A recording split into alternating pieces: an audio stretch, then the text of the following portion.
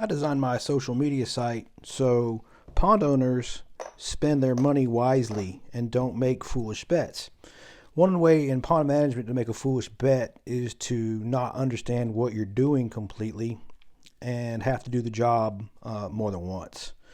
So I think that's what's important, is having a little bit of background information about ponds so you don't waste your money. All right. So I had a good question that came in from a follower about why does the fishing in ponds get worse over time? Okay, so when we initially stock a pond, if this is all the fish in pounds, this graph represents that. Like a pie chart, this would represent the pounds of bass. This would represent the pounds of bluegill. You need far more bluegill than you do bass because the bass eat so much. In ponds, we also stock a fish called red ear or shellcracker. So that little sliver represents their population, and they are there to eat snails. They can crack freshwater snails and eat them and convert that protein into forage for our bass.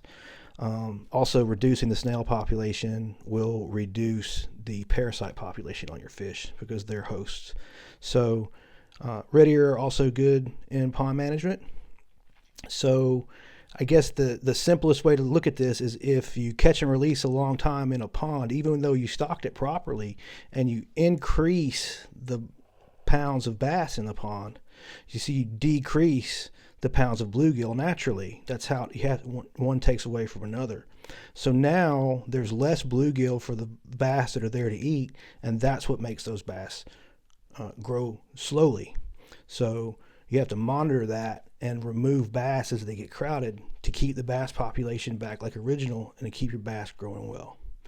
All right, so this is what happens when you add crappie to a pond, right? So we had our original bass and they were good.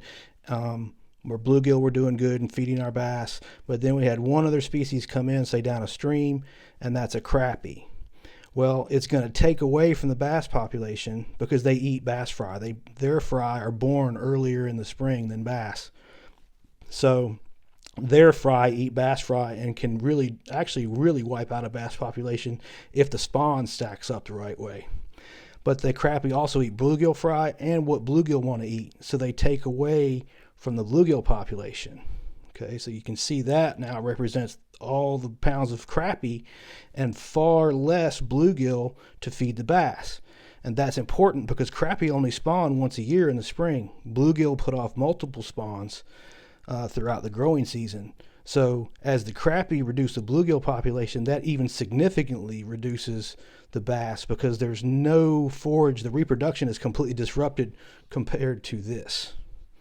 I hope this helps so you don't waste your chips.